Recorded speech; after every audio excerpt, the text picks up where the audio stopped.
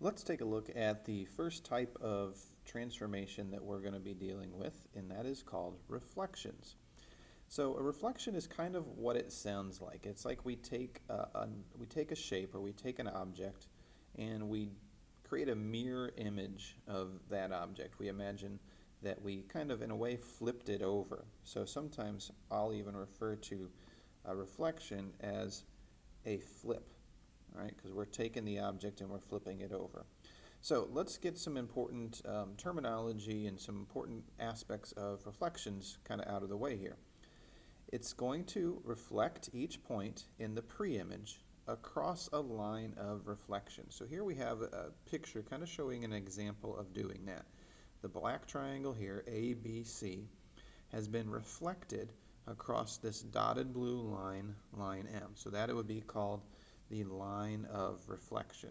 All right, so let me just write that down. That is called the line of reflection.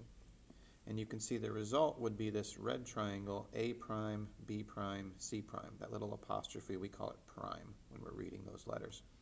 So we have the original one that got created. We had a mirror image of it created right here. Or another way to think of it is we took it and we flipped it over to create this. So look at the properties that we have here. First of all, I noticed that one of the corners on my triangle is actually on the line of reflection, right? If that's the case, then that point and its image are the same point, or in other words, A prime is the same as A.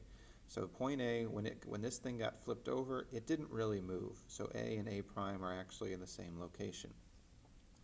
Every other point that is not on line M, so like for instance, B and C here, they weren't on line M.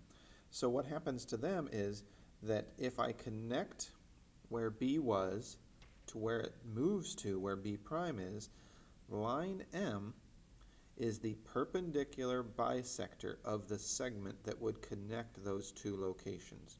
So that kind of takes you a second to wrap your head around a little bit.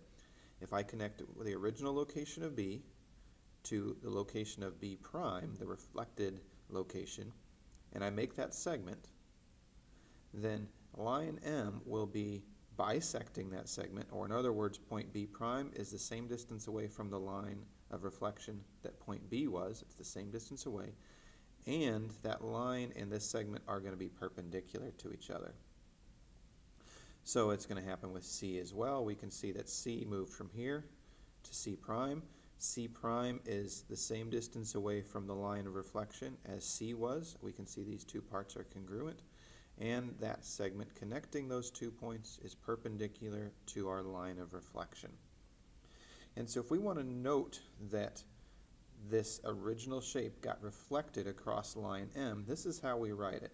This is reflection in line M. So this little r, this capital R, stands for a reflection of. This little subscript M tells us what line we reflected across, and this is the shape that we reflected, triangle ABC. And we ended up with triangle A prime, B prime, C prime. It's important to note that every reflection is considered a rigid motion. So like we talked about in a previous video, that means that length and angle measures are preserved, or that the new shape that we create is going to be identical in size and shape to what we started with. We see in this screen here that the point that's not on the line will have, if I connected that point to the new point, then that segment is being bisected by the line of reflection, and the line of reflection is perpendicular to that segment. So the next thing I want to do is I want to try and sketch out a quick reflection of a triangle across a line. So I have triangle FGH, and I want to do, let me write this out, I want to do the reflection in line L, or across line L, of triangle FGH. This is how we're going to note what we're about to do. So what I'm going to do is I'm going to look at each of the corners of triangle FGH, and I am going to map where they would be in this new reflection. So here's what I'm going to do. I'm going to start with F. I'm going to imagine going straight over to my line. Right? I went straight over to my line, meaning I made this segment that goes from F to my line, and I made it perpendicular to my line of reflection. And now what I'm going to do is I'm going to keep going the same distance. So I made this segment right here the same distance as this segment. And that creates a new location for my reflected point F. So we'll call it F prime. So again, I followed the rules. So we can see here, we got a segment connecting F to F prime. The line of reflection is bisecting that segment and it's perpendicular to it. So there's my new location of F prime. Now we're going to do the same thing with G prime and H prime. So again, I'm going to go over along a segment that's perpendicular to L, but then I'm going to keep going about the same distance, and I'm just kind of eyeballing this. That might be a little bit long. Let me take just a touch off of that. So now this, what I tried to do is make this segment and this segment the same length. So my new location for G is right there. And then I'm going to do it one more time for H. I'm going to go straight over to my line of reflection and then keep going by about the same amount. And that's going to be my new location for H. Again, I made this segment and this segment the same length. So now if I just connect my points, oops, that's not very straight line, connect F to H prime, or F prime to H prime to G prime, and then F prime to G prime, that would be now my reflection of this. So we could say that this was my pre-image, because it's what I started with, and now this is my image. So now we're going to take that same idea and we're going to put it on a coordinate plane. We're going to put it on the graph with the y-axis and the x-axis. And we're going to take this quadrilateral, here are its vertices, right? And we are going to reflect that across the x-axis. So this x-axis is going to be the line of reflection. And then we're going to look at it and say, okay, is there some kind of general rule for any time I reflect something across the x-axis? So let's do that real quick. We're going to start with J. Now I notice that J is actually on my line of reflection, so it doesn't change its location when I do the reflection. That was one of the rules about reflections, is that any point that's on the line of reflection just stays in the same place. But if I go to F, right, F needs to come down here and then go 3 units past that line of reflection. So now the new location for F is right there. I went 3 units straight down to the line of reflection, the x-axis, and then I went 3 more units past that to find the new location of F prime. And let's real quick just note what the coordinates of F prime are. It would be 0, -3. Now let's do G prime. So G prime needs to come down 4 units from the line of reflection. So there's where G prime is going to be, and that location is 2, -4. And then H prime, so I went down 2 units to get to the line of reflection, so I'm going to go 2 units more, and now that would be the location of H prime, which is at 4, -2. And then if I connect all my dots, I'm going to connect J to, so of course J and J prime, I'll put J prime there. They're in the same place. I'll connect them to F, then I'll connect F prime to G prime to H prime, and then H prime to J prime, and there's my new reflection. So J's location, I should just note, it didn't change. It's still at -2, 0. So there's the first part of my question. We graphed and labeled the reflection across the x-axis of this quadrilateral. We did all the corners, reflected across the x-axis, and then connected all those dots. So now the question is, if I were just to look at this and know that I'm reflecting across the x-axis, could I come up with all of these points without doing the graphing part, without drawing it out graphically? Could I figure out what the new coordinates would be for all of these vertices reflected across the x-axis? And so let's compare. J was on the x-axis and it didn't change. F got reflected across the x-axis, and all that changed was the y-coordinate went from being 3 to -3. On G prime, it got reflected across the x-axis. The x-coordinate, again, didn't change, but the y-coordinate went from being 4 to -4. With h, same thing happened. The x-coordinate didn't change, but the y-coordinate went from 2 to -2. So I think that at any time I'm reflecting in the x-axis, so if, I'll say it this way, let me use some proper grammar, let's capitalize that I. If the point x1, y1 is reflected across the x-axis, the new point, or the image we could say, the new point or the image will be x1, comma, -y1. And of course, what that tells us is if this is a positive number, it becomes a negative number.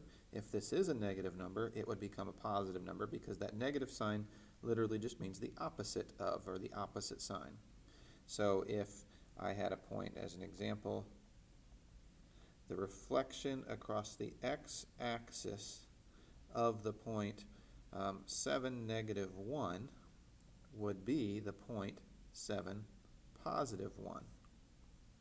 Or if I wanted to reflect across the x-axis the point 0, 4, then my new point, my image, would be 0, -4.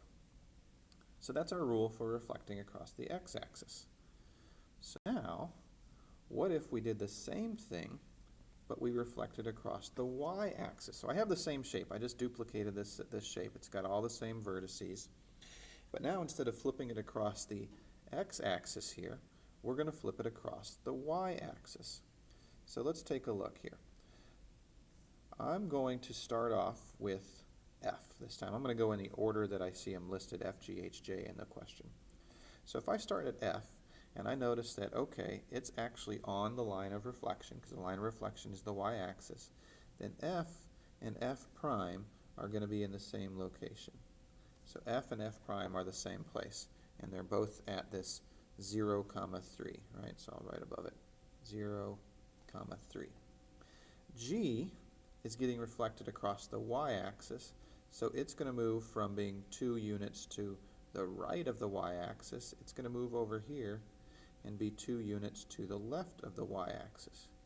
So that's going to be where G prime is, which is at -2, oops, I started writing the wrong thing. It's at -2, 4.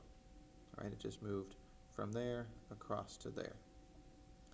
H is going to move 4 units over this way. So it's going to be, the new location of H is going to be right here, and that is at -4, 2. So that's H prime.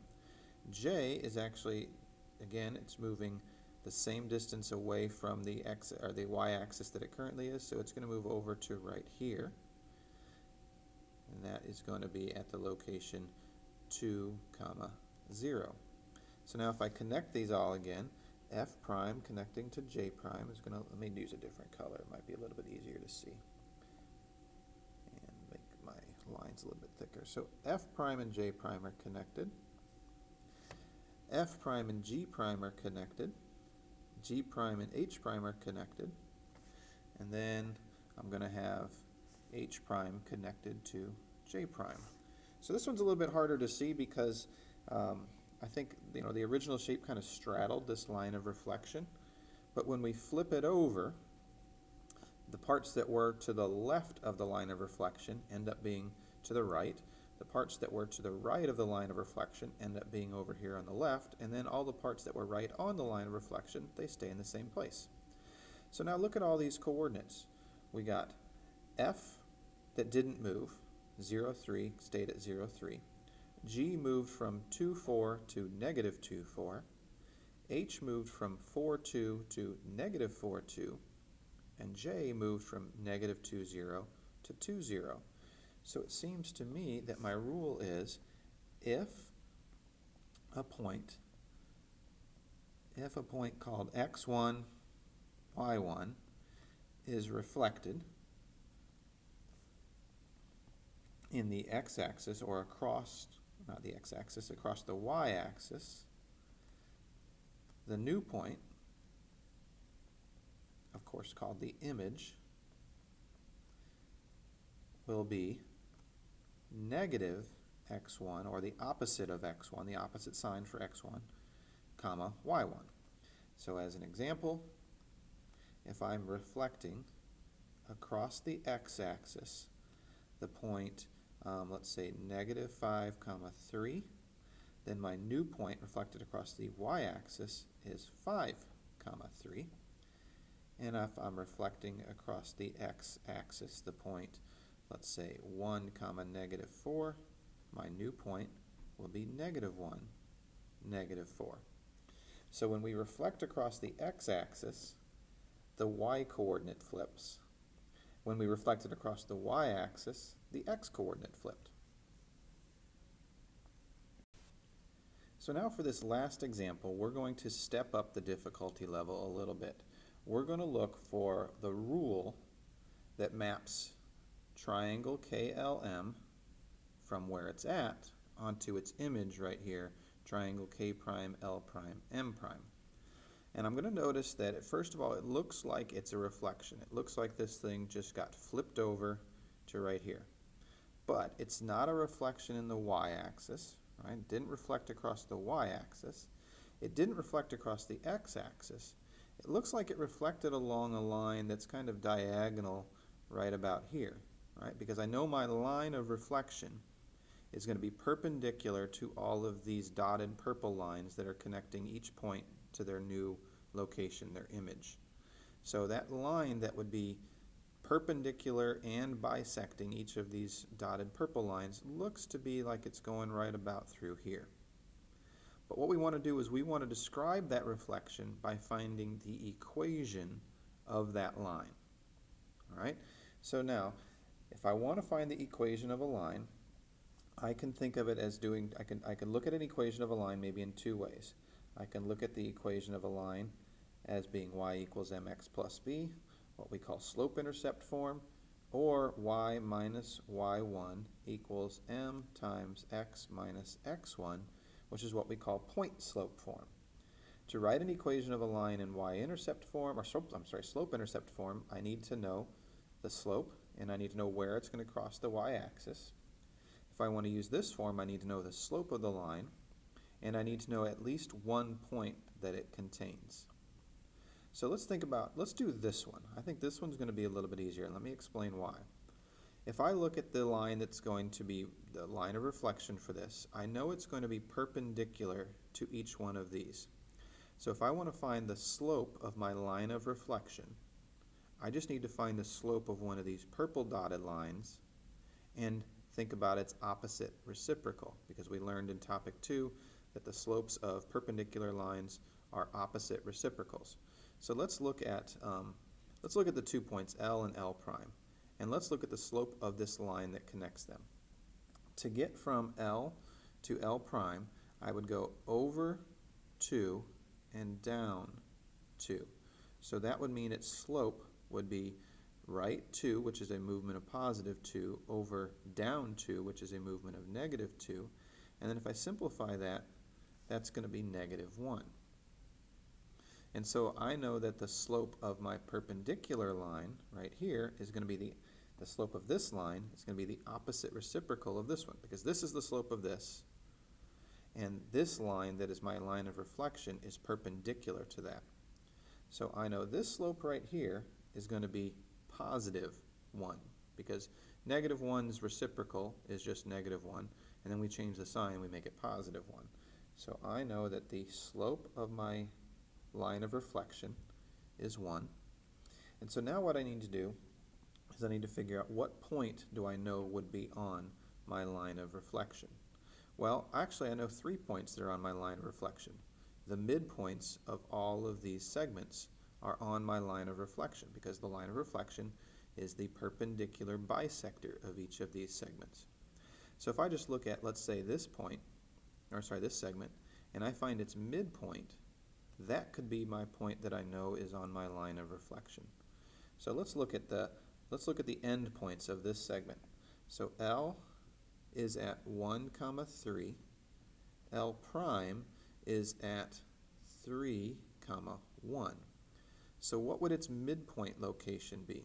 Well, to find the midpoint, what I'm going to do is I'm going to take the two x coordinates, 1 and 3, and I'm going to add them together and divide by 2.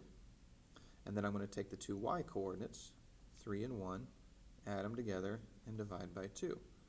And so that's going to be 4 over 2 and 4 over 2. So my midpoint is at 2, 2. And that makes sense because that point would be right here, and that looks to be the midpoint of that purple segment.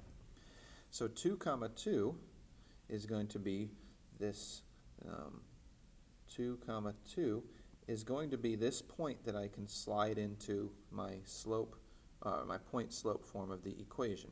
So let's do that real quick.